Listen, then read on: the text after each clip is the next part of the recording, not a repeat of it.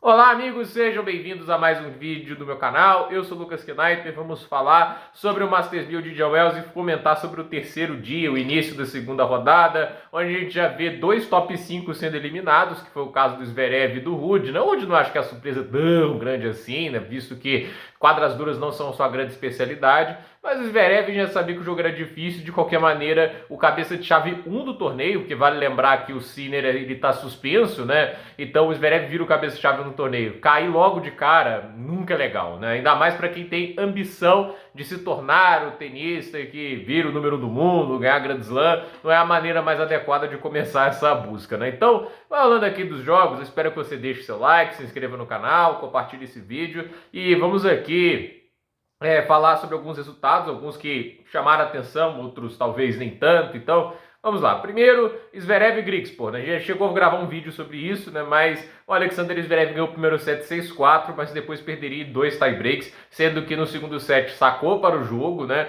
E ali no tie-break do terceiro, tipo assim, ele tava sendo quebrado no 5-5, conseguiu quebrar de volta de uma maneira muito passiva, muito nos erros do Grigspor, mas o tie-break que ele jogou foi patético, né? Tipo, nada de muito impressionante. Me parecia o Zverev não tá acreditando que ia ganhar aquele jogo, né? Tipo, me parece assim, que a motivação lá embaixo, a confiança lá embaixo.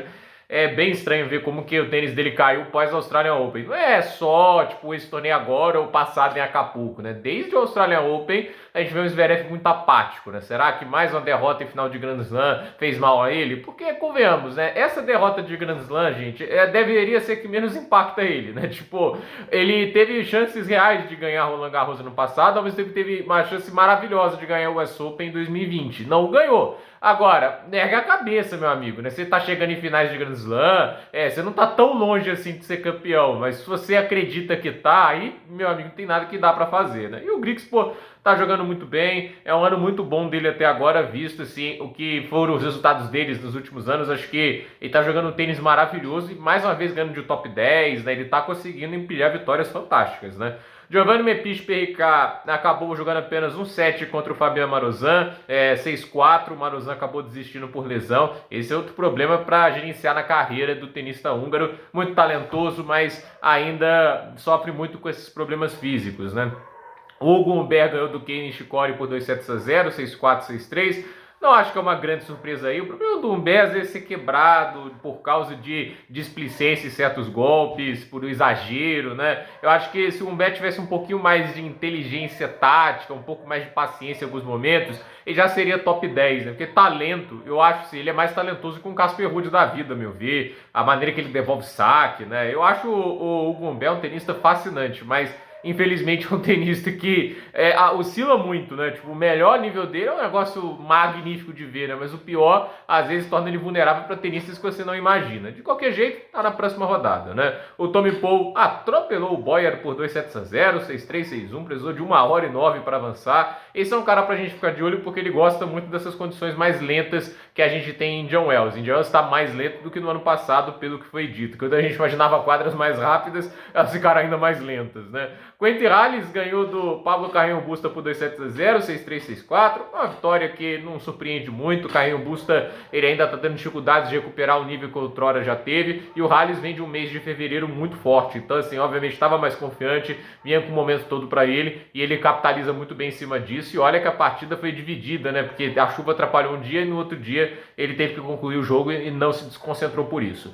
Mariano Navoni venceu do Leonard Thiem por 2-0, 7-5 e 6-4. É aquele jogo perigoso pro Leonard Thiem, né? E tá enfrentando um cara que também compartilha de uma estratégia de jogo muito similar, né? O Navoni também é um cara que se defende muito bem, que contra-ataca muito bem. O Leonard Thiem é um cara de contra-ataque, ele não é tanto assim um cara que parte tanto pro ataque, assim, tomando essa atitude primeiro, entende? Ele espera normalmente a janela certa para atacar, só que ele enfrentou um tenista que, assim, devolve o saque muito bem e que, ao meu ver, também é muito sólido, também consegue se defender, então testaria muita paciência. E eu acho que o Navoni, nessa quadradura mais lenta, leva mais vantagem. E há de se dizer, o Leonard Thiem não é um grande sacador, é algo que ele vai ter que melhorar na carreira dele. Assim, o Navoni ganhou 74% dos pontos com o primeiro saque e o Thiem 61%. Foram um ace do Thiem, 4 do Navoni, uma dupla falta do Navoni, 7 do Leonard Thiem. Então, assim, tem que melhorar ainda alguns aspectos do jogo, porque é aquele negócio, né? Muito bom tenista, muito talentoso o Leonard Thiem, mas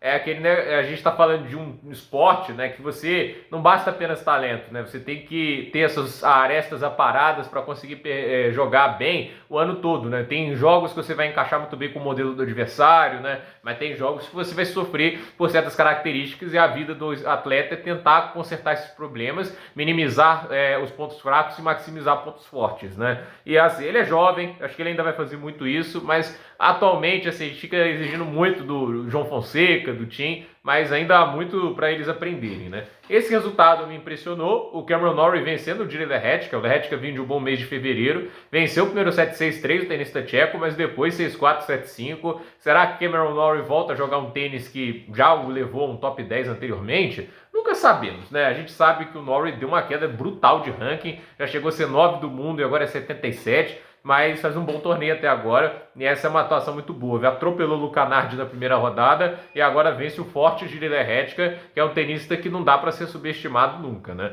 O Alexei Popyrin ganhou do Zizo Bergs por 2-0, 7-6, 7-5, né? Não é a superfície, assim, tipo, essa quadradura lenta, não é a que o Popyrin mais gosta, né? Até porque, assim, só fez 5 aces, né? 7-6, 7-5, porém, 79% dos pontos com o primeiro saque. O ace nem sempre é a melhor métrica para você ver o quão bem um cara sacou ou não dentro de um jogo. Porque, assim, você ganhar pontos com o saque é maravilhoso, mas às vezes, quando você não faz o ace, talvez a bola retorne, você não tem muita ideia do que fazer, entende? Não tem uma boa primeira bola. O Popyrin é aquele tenista que tem essa condição de ser o cara que saca muito bem, ao mesmo tempo que ele consegue se virar no fundo de quadra. É nítido que ele não está com aquela confiança, mas fez um jogo melhor. Ele foi muito bem nos momentos de pressão, foi quebrado apenas no primeiro set, mas de resto conseguiu se sustentar bem nas dificuldades e conseguiu uma bela vitória contra os Zizo Bergs. Um destaque é o match point, né? Foi uma baita passada de backhand. E assim, se eu pudesse dizer uma coisa positiva, assim, eu sei que é bem complicado, essa é apenas a segunda vitória dele no ano, né? É aquele negócio, né? Muitas eliminações precoces, mas eu tô um pouco, assim, impressionado como que o backhand do Popyrin hoje é mais sólido do que estava sendo na maior parte do ano passado, né? Tipo, ainda é um problema, evidentemente, em alguns casos, mas assim, ele tá aguentando mais, ele tá nitidamente trabalhando para fazer do backhand dele cada vez mais uma arma ofensiva, ser menos uma fragilidade. Nesse aspecto, eu acho que assim, ele tá lutando para sanar o principal ponto fraco dele. Para mim é o backhand, né? Eu acho que ele devolve o saque bem, eu acho que ele tem um baita de um forehand, né? Óbvio que você pode falar que não usa talvez os recursos do fundo de quadra dele com tanta inteligência, mas eu acho que o backhand é muito responsável às vezes, né? Tipo, o quanto que ele tá bem no backhand para definir o quanto ele vai jogar bem uma partida ou não, né? Tipo, você vê o jogo contra o Rublev ano passado em Montreal, ele jogou super bem com o backhand, e aí aquele negócio, né? Quando o backhand está funcionando, o forehand fica ainda mais livre para bater, para conseguir dominar os pontos. Então, assim, eu acho que é uma notícia bem positiva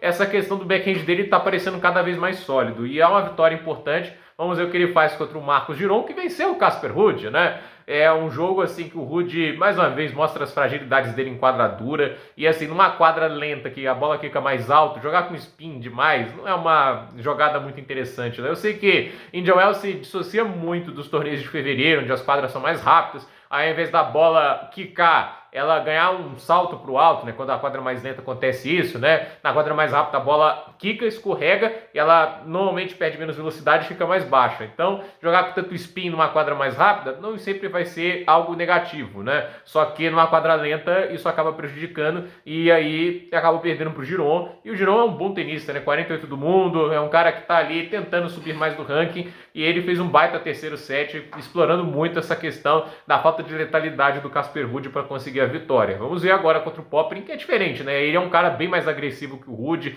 a bola dele machuca muito mais, né, em termos de potência, mas é um cara mais errático também. Então, vamos ver como acontece esse jogo. Matteo Berrettini ganhou do Christopher O'Connell por 2-0. 6-2, 7-6, né? Uma boa vitória para o tenista italiano.